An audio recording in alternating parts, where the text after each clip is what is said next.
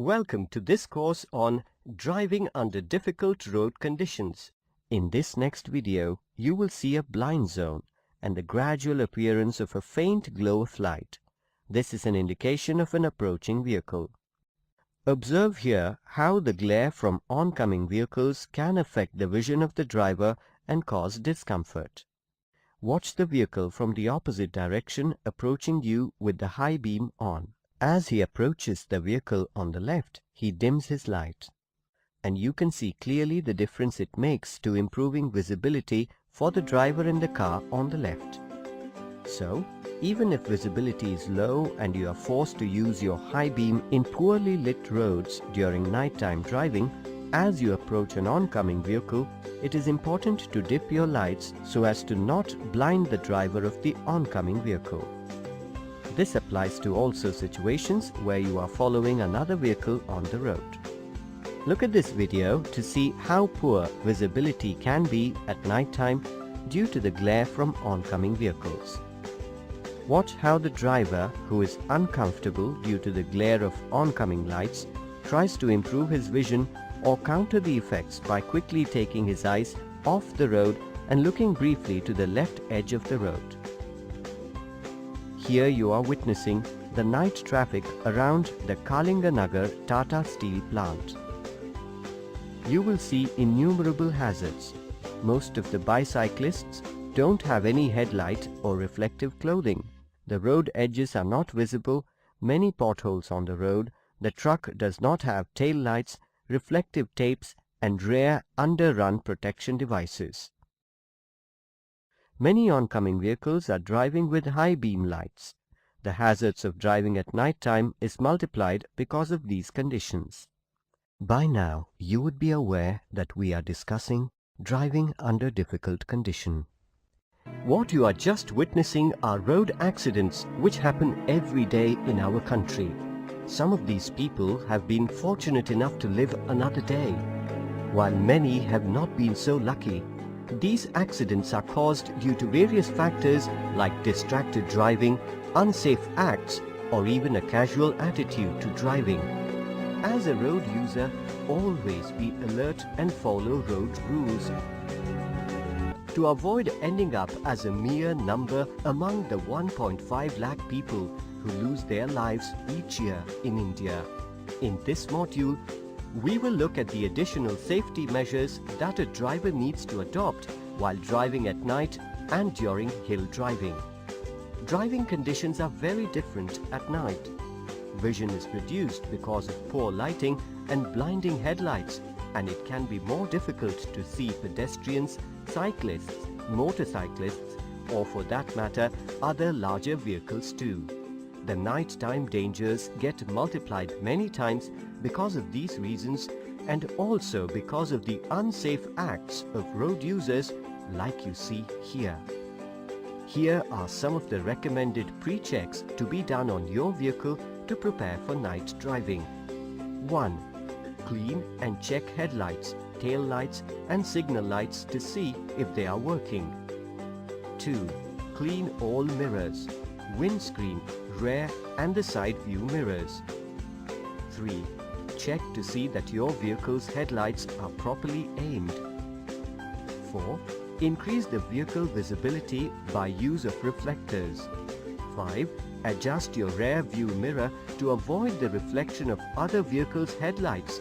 Most cars have day or night rear view mirrors that can be tilted easily to reduce the glare. 6.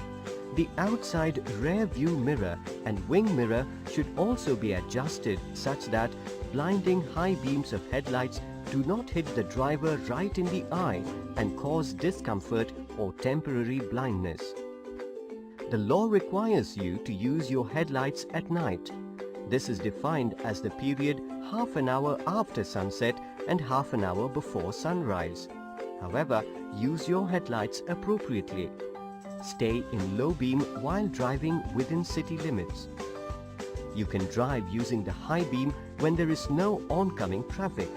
Section 177 of CMVR states that you need to dip your headlight when oncoming traffic is approximately 100 meters away from you. The same applies when you are following another vehicle to ensure you don't dazzle them with your lights in their rear view mirrors. What can you do if you have been dazzled by headlights of other vehicles? Try to turn your eyes away from the glare, that is, look to the left of the road from the corner of your eye, or flip your rear view mirror if the vehicle is behind you, and reduce your speed while your eyes recover. Driving at night can also cause eye fatigue. To prevent this or relieve symptoms once they occur, take a break every couple of hours and exercise your eyes by rolling your eyes or moving them from side to side, or alternating between looking at an object close to you and then at an object at a distance. If you are walking or cycling at night, it is recommended that you wear some reflective material which can make a life-saving difference. A person dressed in black, wearing even a small-sized reflector, is seen at longer distances than a person dressed completely in white. They can be seen as much as 500 feet away from a car's headlights, so drivers can slow down or stop in time to avoid hitting you. At night, be watchful also of animals which may dart out into the road suddenly. This can be a more common danger while driving in less populated or wooded areas. The animal may also be temporarily blinded due to the sudden exposure to bright light. Don't honk and don't slam on your brakes. Just slow down as quickly as you can without risking a skid. Allow the animal time to react and move aside, and proceed with caution. Speed selection depends on the 5 basics of road condition, load condition, vehicle condition, weather condition, and driver condition. At night, it is important to reduce your speed since you can only see as far ahead as your headlights allow. You have much less time to assess the road ahead and spot any potential hazards. The simple and effective 2-second rule for following distances, which we discussed in an earlier module, only applies to daytime driving in good weather. For night driving, this needs to be extended further to allow for safer braking distances and reaction time. Besides these, the general safety measures include: 1. Don't drink and drive or consume any medications which causes drowsiness. 2. Avoid smoking when you drive. 3. It is recommended that you take a short break every 2 hours.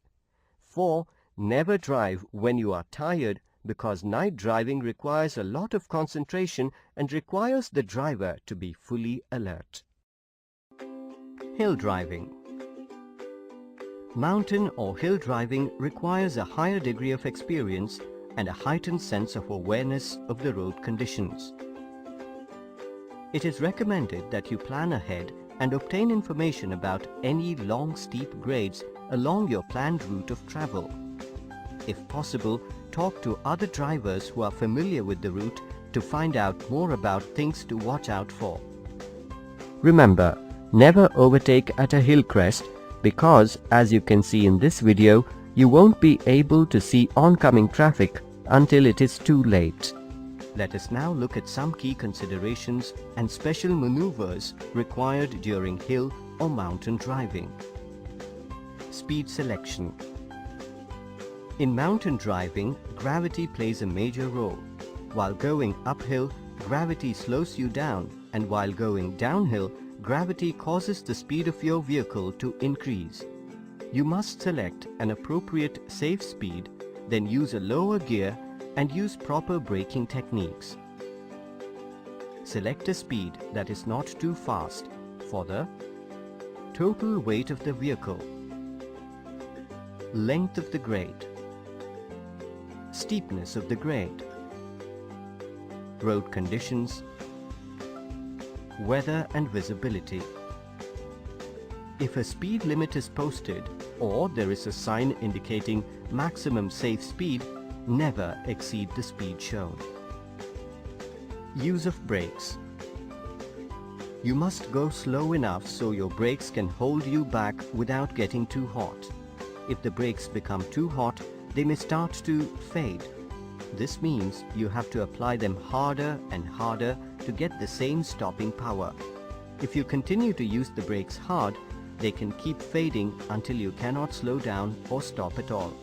So select a safe speed and avoid excessive use of brakes. Be in the right gear. When you're driving uphill, change down to a lower gear to avoid the engine struggling to give enough power. When driving downhill, you can use a lower gear to increase the effect of engine braking and reduce the risk of overheating the brakes. Shift the transmission to a low gear before starting downhill. Do not try to downshift after your speed has already built up. You will not be able to shift into a lower gear. You may not even be able to get back into any gear, and all engine braking effect will be lost. A general rule for choosing gears is to use the same gear going down a hill that you would need to climb the hill. Stopping and parking. When you need to make a stop, check in your mirror for anything behind you, indicate left and then gradually maneuver to the left. Ensure you are not hampering the movement of traffic. When you have parked and stopped on a hill, however, ensure you keep your foot brake firmly applied until you have applied the handbrake. It sounds obvious, but many drivers tend to release the foot brake once they have stopped. On a hill, this will result in rolling backwards if the handbrake isn't applied. Put the handbrake on and leave the car in first gear when facing uphill or reverse when facing downhill. Stopping and parking. Angle the wheels into the curb always. That is, turn the steering wheel left if you're facing downhill or to the right if facing uphill. You may need to apply the handbrake a little firmer than usual. Once you have parked and applied the handbrake, if you hear a creaking sound, this can be a signal that the car may roll backwards slightly, so apply the foot brake and pull the handbrake up another notch. Starting off uphill. If you are parked on an uphill incline, pull the handbrake up fully and press the release button. Let out the clutch until it just starts to bite. That is, when the clutch engages, giving momentum to the car. Signal and check your mirrors and also over your shoulder. Gently release the handbrake fully. Accelerate and release the clutch fully. Sound horn. This sign indicates the compulsory use of horn on blind or dangerous corners to warn oncoming traffic. If you hear the horn of an oncoming vehicle, honk, reduce speed, and stay on your side of the road. Driving in adverse road conditions. Accidents are also caused at times due to inexperienced drivers and their ability to drive in poor road conditions and adverse weather. We will take a look at a few basic driving essentials to be safe in such situations. Always keep scanning the road ahead to help you avoid potholes, speed bumps, and stationary objects. If something cannot be avoided, here are some tips you can follow. If you are on a motorbike, approach at a 90-degree angle if possible. Rise off the seat with your knees bent and against the tank. Use your legs as shock absorbers. Hold both hand grips firmly and do not cover the brake lever or clutch lever. Upon contact, abruptly roll off the throttle so the rear wheel is not under power when it crosses over the obstacle. Sit down when the motorcycle is stable. Loose gravel. When you encounter a section of the road with loose gravel, reduce your speed as loose stones have an effect on components like ball bearings, and avoid sudden turns, harsh or sudden braking to avoid losing control of the vehicle. Wet weather driving. Even light showers can make the roads quite dangerous. It tends to become slippery because of oil spills and slime. The friction between the tires and road also reduces, increasing the braking distance. The first thing to do is reduce your speed and increase your following distance. Keep your helmets, visors and windscreens clean. Turn on your headlights regardless of the time of day. If you are on a bike, when you ride through the water, the bike may weave. Do not zigzag, relax, maintain a constant speed and ride straight across. Try to keep off the brake as much as possible and only squeeze the clutch as needed and coast through. When crossing heavily flooded areas, be extra careful and be smooth on acceleration, gear shifts, turns or braking. Avoid slowing down in deep water once you have entered it. After crossing the waterlogged road, slow down and check your brakes to see if they have been flooded. If they are not working well, then pump the brakes several times while maintaining the acceleration so that water may be pushed out from the brake drum and brake shoes. Additional safety measures for driving during the monsoons. Here are some additional safety measures for driving during the monsoons. Replace windshield wipers when you see that it leaves streaks or don't clear the glass in a single swipe. Make sure all headlights, tail lights, brake lights and turn signals are properly functioning so other drivers will see you during downpours. Proper tire tread depth and inflation is important for maintaining good traction on wet roadways.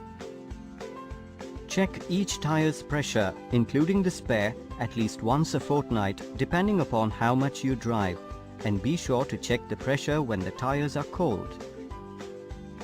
Responding to a skid.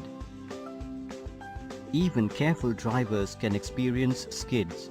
It is important to not panic and follow these basic steps.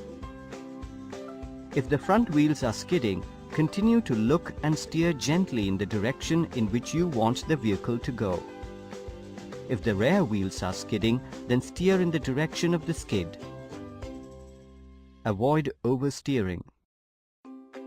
Press the clutch and avoid accelerating or slamming on the brakes, as this will further upset the vehicle's balance and make it harder to control. Driving through a fog. Fog is one of the scariest things to drive in. Fog is often a morning or evening weather phenomenon, so if possible, avoid driving during these times. Allow more distance between vehicles. Never rush or speed to get out of the fog. If you are driving a car, for example, adjust the defroster and windshield wiper speed as necessary. Use your fog lights if your vehicle is installed with one. The beam of light created by fog lights is usually wide and minimizes reflection back by fog, and is wider to better illuminate the sides of the roadway like guardrails, for example. Use the vehicle's low beam lights if the vehicle does not have fog lights. Do not shut off the running or parking lights, as they help make your vehicle more visible to other drivers.